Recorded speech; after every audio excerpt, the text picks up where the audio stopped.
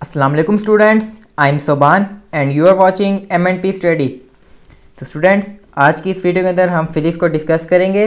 Class 9 chapter number 2 आज हम introduction हम इसका पढ़ेंगे और उसके साथ एक टॉपिक पढ़ेंगे। जैसे कि आप लोग जानते हैं कि हमारा ये पहला टॉपिक है, पहले हमारी वीडियो है चैप्टर नंबर 2 की। इससे पहले हमने चैप्टर नंबर 1 कंप्लीट कर लिया है, तो हमारी ये चैप्टर नंबर 2 की पहली वीडियो है। वीडियो आपको अच्छी लगे तो वीडियो को लाइक कर दीजिएगा। चैनल पर नए हैं, वीडियो पहली दफ़ा देख रहे हैं, चैनल को सब्सक्राइब करके बेल आइकन पर क्लिक कर लीजिएगा। तो बढ़ते हैं अपने वीडियो की तरफ। Let's jump to the video.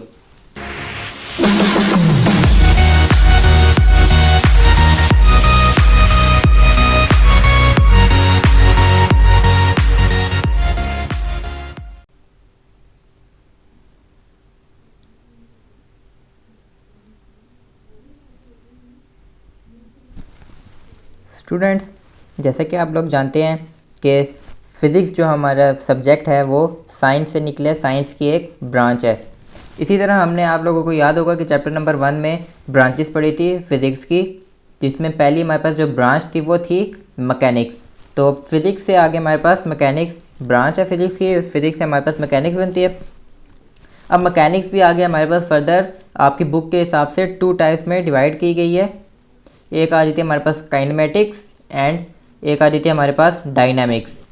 तो अगर आप लोग अपने फिज़िक्स की बुक का कंटेंट जो आपका फर्स्ट पेज है, जिस पर आपके चैप्टर के नेम लिखे हुए हैं, कंटेंट वाला जो पेज है उस पर देखेंगे तो आपके चैप्टर नंबर 2 का जो नेम है वो है काइनेमेटिक्स एंड चैप्टर नंबर 3 का जो नेम है वो है डायनामिक्स। तो ये बेसिकली मैकेनिक्स की 2 ब्रांचेस हैं, काइनेमेटिक्स एंड डायनामिक्स। तो आप लोगों को मैं मैकेनिक्स की डेफिनेशन भी रिकॉल करा देता हूँ कि क्या होता था मैकेनिक्स। हमारे पास मैकेनिक्स की जो डेफिनेशन थी वो थी, it is a study of motion of objects, its causes and effects. अब इसमें मैकेनिक्स में हम किसका स्टडी करते थे? मोशंस को। हर जो भी ऑब्जेक्ट है, पार्टिकल है, कुछ भी है, उसकी मोशन वगैरह क्या, उसकी कौन सी मोशन है, टाइप्स हो सकती हैं उसकी, उनके कॉजेज़ को भी हम पढ़ते थे कि उनकी क्या वजह है मोशन की, और उसके इफ़ेक्ट्स को कि उसके बाद उसके असरात क्या हुए हैं। तो ये हमारे पास आ जाता था मैकेनिक्स में। अब मैकेनिक्स से हमारे पास काइनेमेटिक्स एंड डायनामिक्स ब्रांचेस इसकी हैं मैकेनिक्स की। तो इसमें भी हम किसके बारे में पढ़ेंगे? मोशंस के बारे में पढ़ेंगे, लेकिन इनके दरमियान डिफरेंस क्या होगा वो चलें देखते हैं। आपका जो चैप्टर नंबर 2 है काइनेमेटिक्स, ये हमारे पास अगर हम इसको वर्ड को इसमें 2 हिस्सों में डिवाइड कर दें तो हमारे पास जो फर्स्ट आ जाता है वर्ड आ जाता है काइनेमैट।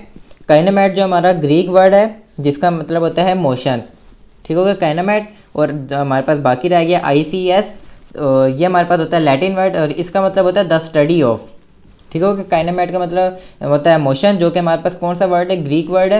एंड ICS हमारे पास लैटिन वर्ड है जो इसका मतलब होता है द स्टडी ऑफ, यानी कि स्टडी ऑफ मोशन। तो यहाँ से हम इसकी अगर डेफिनेशन बनाएं तो आ जाती है kinematics is the study of motion of an object. लेकिन इस डेफिनेशन में एक लिमिटेशन भी है, वो क्या है? Without discussing the cause of motion. यानी कि हम इसमें मोशन तो पढ़ते हैं कि ऑब्जेक्ट का जो मोशन है जो भी, वो हम तो इसमें डिस्कस करते हैं, लेकिन क्या चीज़ हम डिस्कस नहीं करते? विदाउट डिस्कसिंग द कॉज के, उसकी वजह क्या है। और मैंने आपको बताया था मैकेनिक्स में हम क्या पढ़ते हैं? It is a study of motion of objects, its causes and effects. तो ये हमारे पास डिफरेंस है मैकेनिक्स एंड काइनेमेटिक्स का। अब डायनामिक्स जो हमारे पास आती है डेफिनेशन, उसमें क्या आ जाएगा हमारे पास? डायनामिक्स से हमारे पास जो डेफिनेशन बनती है वो है the branch of mechanics that deal with the study of motion of an object and the cause of its motion is called dynamics. यानी कि हम इसमें स्टडी भी कर रहे हैं किसकी? मोशन की, लेकिन उसके साथ साथ हम उसके कॉजेज भी इसमें डिस्कस करेंगे। तो इसलिए इनको 2 कैटेगरीज में डिवाइड कर दिया। एक आपके पास है काइनेमेटिक्स एंड दूसरा आपके पास है डायनामिक्स। काइनेमेटिक्स को अगर मज़ीद स्टडी करें तो मैं आपको उसके एक्सप्लेनेशन के बारे में बताता हूँ। आप ये पिक्चर देखें, इसमें जैसे कि एक फुटबॉलर है और ये फुटबॉल को किक कर रहा है।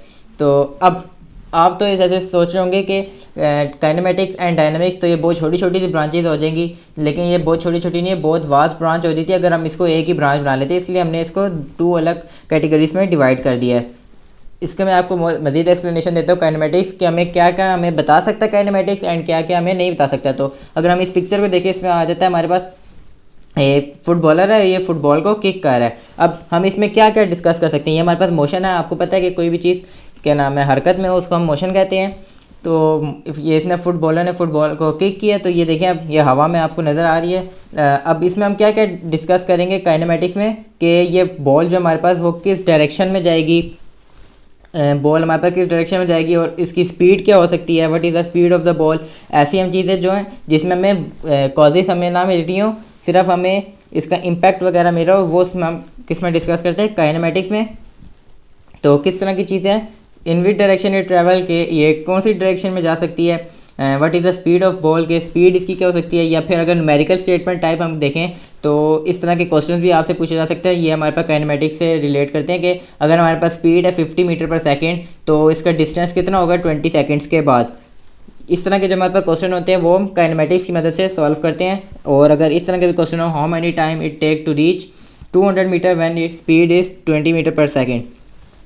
तो इस तरह के जो हमारे पास क्वेश्चंस होते हैं वो हम किसकी मदद से सॉल्व कर सकते हैं, काइनेमेटिक्स की वजह से। ये हमें आंसर दे देता है कौन, काइनेमेटिक्स। लेकिन अब कुछ ऐसे भी क्वेश्चन है जो इस पिक्चर के मुताबिक हमें काइनेमेटिक्स आंसर नहीं दे सकता, तो वो भी देख लेते हैं कि कौन कौन से क्वेश्चन बन सकते हैं। Why travel in one direction, कि ये एक डायरेक्शन में क्यों ट्रैवल कर रहे हैं। मैंने आपको बताया ना कि मोशन की कॉज को हम नहीं डिस्कस करते काइनेमेटिक्स में, तो ये हमारे पास क्वेश्चन उसी से रिलेटेड है कि ये एक डायरेक्शन में क्यों ट्रैवल कर रहे हैं, इसको हम काइनेमेटिक्स में डिस्कस नहीं कर सकते। और मज़ीद क्वेश्चन भी बन सकते हैं, why it reach a specific point, कि ये बॉल, अब हम इस फुटबॉलर ने किक तो किया लेकिन ये मज़ीद हवा में तो नहीं रहती, किसी जगह पॉइंट पे जाके रुक भी जाती, तो वो क्यों रुक जाती है, ये भी हम इसमें काइनेमेटिक्स में डिस्कस नहीं कर सकते कि मोशन में थी तो वो रेस्ट में क्यों चली जाती है, स्टेशनरी क्यों हो जाती है, रुक क्यों जाती है। और कौन कौन से क्वेश्चन हो सकते हैं, kinematics can not study the invisible forces that become the cause of motion. अब आप लोगों को पता है कि मोशन अगर करना हो तो उसके लिए हमें फोर्स रिक्वायर्ड होती है, फोर्स अगर ना हो तो उससे वह मोशन नहीं हो सकता। जैसे कि आप देख सकते हैं इसमें फुटबॉलर जो है किक मारा तो ये क्या कर रहा है, फोर्स अप्लाई कर रहा है फुटबॉल पे, जिसकी वजह से फुटबॉल आगे मोशन कर रही है, हरकत कर रही है। तो बेसिकली काइनेमेटिक्स जो है वो फोर्स को स्टडी ही नहीं कर सकता।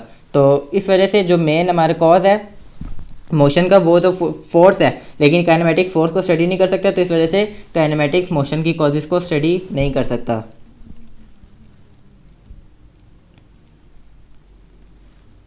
उसके बाद आपके चैप्टर का पहला टॉपिक जो है डेफिनेशन ऑफ काइनेमेटिक्स के बाद वो है रेस्ट एंड मोशन।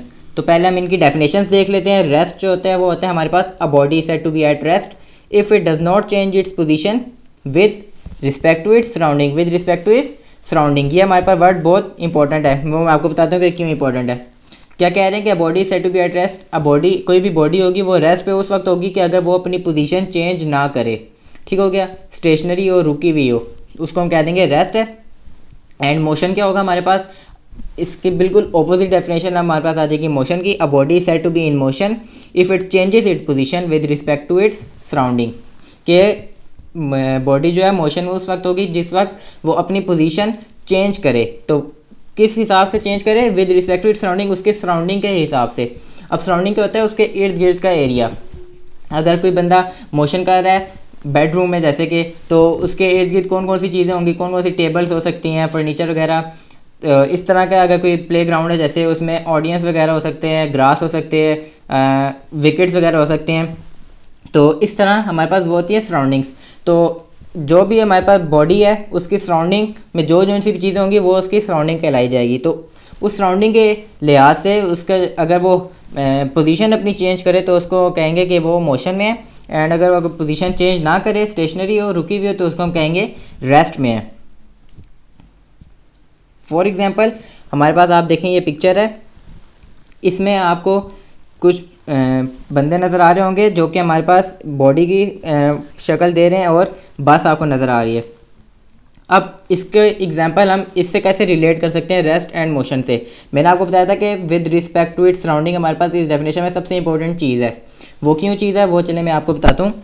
अगर आप देखें कि बस के अंदर हमारे पास 3 लोग सवार हैं, 2 आगे हमारे पास लड़के बैठे हैं और एक पीछे फीमेल बैठी हैं। तो अब जो आगे हमारे पास लड़का बैठा हुआ है उसके पीछे जो लड़का बैठा हुआ है, अगर आगे वाला लड़का पीछे वाले लड़के को कहे कि ये रेस्ट में है, तो उसके एतबार से वो बिल्कुल सही होगा कि अगर देखें कि वो रेस्ट में है, वो चल तो नहीं रहा, रुका हुआ है।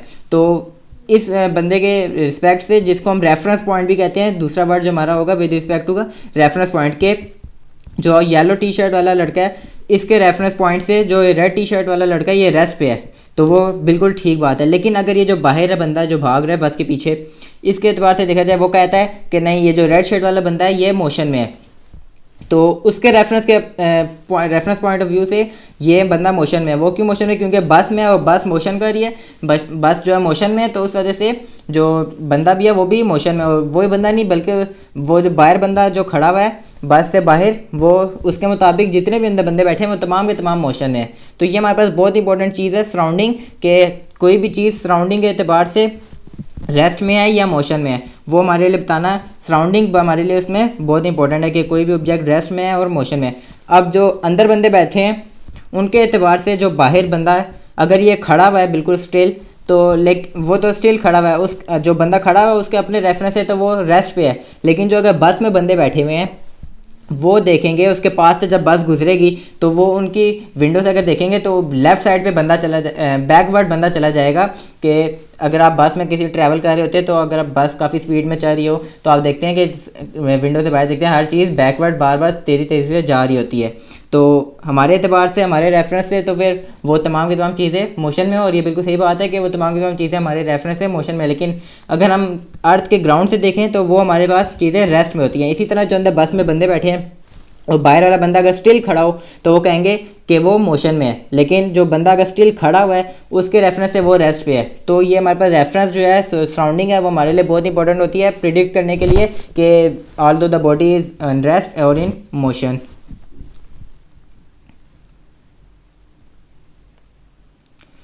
Nothing in the world is at absolute rest और इन एब्सोलूट मोशन। दुनिया में कोई भी चीज़, ऐसी कोई भी चीज़ नहीं है जो कि बिल्कुल एब्सोलूट रेस्ट पे और एब्सोलूट मोशन में है। वो किस तरह है मैं आपको बताता हूँ। फॉर एग्जांपल ये आपके पास पिक्चर है। अब आप लोगों को पता है कि माउंटेन्स हो गए, ट्रीज़ हो गए, बिल्डिंग्स होगी, ये दुनिया में है। लेकिन हम अगर ग्राउंड के रेफरेंस पॉइंट से देखें तो ये हमारे पास रेस्ट में है। लेकिन आप लोग ये जानते हैं कि हमारे पास जो ये अर्थ है हमारी, वो किसके गिर्द रिवॉल्व कर रही है? सन के गिर्द। तो अर्थ हमारी सन के गिर्द रिवॉल्व कर रही है, तो सन के रेफरेंस पॉइंट से हमारे पास जो बिल्डिंग्स हैं, माउंटेन्स हैं, ट्रीज़ हैं, और भी जितनी हमारे पास रेस्ट में चीज़ें हैं, किसके एतबार से? अर्थ के रेफरेंस पॉइंट से जो चीज़ें रेस्ट में हैं वो सन के रेफरेंस पॉइंट से मोशन में। क्यों? क्योंकि हमारे पास अर्थ भी किस में है? मोशन में है, और मोशन उसके इर्द गिर्द सर्कुलर मोशन है उसका सन के इर्द गिर्द। तो उस वजह से वो तमाम की तमाम जो चीज़ें अर्थ के रेफरेंस पॉइंट से रेस्ट पे हैं वो तमाम की तमाम चीज़ें सन के रेफरेंस पॉइंट से मोशन में है। तो ज़रूरी नहीं है कि कोई भी चीज़ एब्सोलूट रेस्ट पे हो या एब्सोलूट मोशन में। एक चीज़ अगर किसी भी रेफरेंस पॉइंट से रेस्ट पे है तो क्या पता दूसरी रेफरेंस पॉइंट से वो मोशन में हो। तो दुनिया में कोई भी ऐसी चीज़ नहीं है जो कि एब्सोलूट रेस्ट पे है या फिर एब्सोलूट मोशन पे है। आई होप आप लोगों को यहाँ तक समझ आया होगा। नहीं समझ आया तो मैं यहाँ पे कुछ क्वेश्चंस हैं वो मैं आपके साथ डिस्कस कर लेता हूँ, उससे आप लोगों को और अच्छे तरीके से समझ आ जाएगा। एक क्वेश्चन है हमारे पास, the mountain on surface of earth is at rest with reference point of sun. कि एक माउंटेन है अर्थ की सरफेस के ऊपर, वो रेस्ट पे है किसके रेफरेंस से? सन के। लेकिन हम अभी पीछे पिक्चर जो हमने देखी थी उसमें पढ़ के आए हैं कि सन के रेफरेंस से हमारे पास अर्थ में जितनी भी चीज़ें हैं वो तमाम की तमाम किस में है? मोशन में। तो यहाँ पे क्या कह रहे हैं? रेस्ट में। तो ये हमारे पास क्या हो जाएगी? फॉल्स स्टेटमेंट हो जाएगी। तो यहाँ पे हम लिख देंगे फॉल्स। और मज़ीद क्वेश्चन देख लेते हैं। The mountain on surface of earth is at rest with reference point of earth. एक पहाड़ अर्थ के सरफेस पे है, किसके रेफरेंस पॉइंट से? वो रेस्ट पे है, अर्थ के अर्थ के रेफरेंस पॉइंट से हम देखें तो वो रेस्ट पे है। तो हम बिल्कुल कह सकते हैं कि हम देखते हैं अगर अर्थ के रेफरेंस पॉइंट पे अगर हम ग्राउंड पे खड़े हुए हैं तो हमारे सामने अगर माउंटेन है तो हम कहते हैं कि वो रेस्ट पे है, कोई चाह तो नहीं रहा, इधर उधर चल नहीं सकता। तो बिल्कुल ये ठीक बात लिखी हुई है, तो इसलिए हम इसको कह देंगे ट्रू। और कोई क्वेश्चन देख लेते हैं। Motion depends upon the observer. कि जो मोशन है वो किसके ऊपर डिपेंड करता है? ऑब्जर्वर के ऊपर। ये बिल्कुल ठीक बात है। अगर ऑब्जर्वर जो मैंने आपको जैसे बस वाली एग्जांपल बताई थी कि ऑब्जर्वर अगर बस के अंदर बैठा हुआ है तो अपने साथ फेलो जो उसका पैसेंजर बैठा होगा वो कहेगा कि रेस्ट पे है। लेकिन अगर वो कोई बंदा बाहर बस से खड़ा हुआ है और बस चल के जा रही है, मूव होके जा रही है, तो बस के साथ साथ वो बंदा ये भी कहेगा कि जो अंदर पैसेंजर जितने भी बैठे हुए तमाम के तमाम मोशन में। तो ये ऑब्जर्वर के ऊपर डिपेंड करता है मोशन। तो ये हमारे पास ट्रू है। इसी तरह एक और क्वेश्चन है, a man on his moving car passes through a person on footpath and state he is at rest. कि एक आदमी है अपनी गाड़ी चला रहा है और उसने किसको क्रॉस किया? पास किया है एक पर्सन जो कि फुटपाथ पे है। तो वो कह रहा है कि वो रेस्ट पे है। तो ये सही बात नहीं है, क्योंकि मैंने आपको बताया था कि अगर हम बस में ट्रैवल कर रहे होते हैं तो बस में या कार में जिस चीज़ में भी ट्रैवल कर रहे होते हैं तो हमारे पास से चीज़ें बहुत तेज़ी से बैकवर्ड जा रही होती हैं क्योंकि हम मोशन में होते हैं। तो इस वजह से हमारे रेफरेंस पॉइंट से वो तमाम की तमाम चीज़ें किस में होगी, मोशन में होगी। लेकिन यहाँ पे क्या लिखा हुआ है कि रेस्ट पे है बंदा, तो वो रेस्ट पे नहीं है, जो गाड़ी चला रहा बंदा उसके रेफरेंस पॉइंट से वो मोशन में है, तो ये हमारे पास फॉल्स स्टेटमेंट है। इसी तरह बहुत सारी एग्जांपल्स हैं जिनको आप कंसीडर कर सकते हैं। जैसे कि अगर आप क्या नाम है किसी भी व्हीकल पे हैं या पैदल भी चल रहे होते हैं, तो अगर आप मून की तरफ देखते हैं तो आप ऐसे सोचते हैं कि जैसे कि हमारे साथ साथ मून चल रहा है, लेकिन वो चल नहीं रहा होता, अपनी एक जगह पॉइंट पे रुका हुआ होता है। तो ये सारी चीज़ें जो होती हैं इस पे डिपेंड करती हैं रेफरेंस पॉइंट पे और सराउंडिंग पे, कि आप किस पॉइंट को आप रेफरेंस पॉइंट कंसीडर करके आप बॉडी पे प्रेडिक्ट करें कि रेस्ट में है या मोशन में। तो स्टूडेंट्स ये था हमारा आज का लेक्चर। उम्मीद करता हूँ आपको लेक्चर समझ आया होगा। मैंने अपनी तरफ से पूरी कोशिश की कि आपको लेक्चर अच्छी तरह से समझ आ जाए, काइनेमेटिक्स का भी और रेस्ट एंड मोशन का भी। तो मैं मिलता हूँ आपसे नेक्स्ट वीडियो में, तब तक के लिए अल्लाह हाफिज़।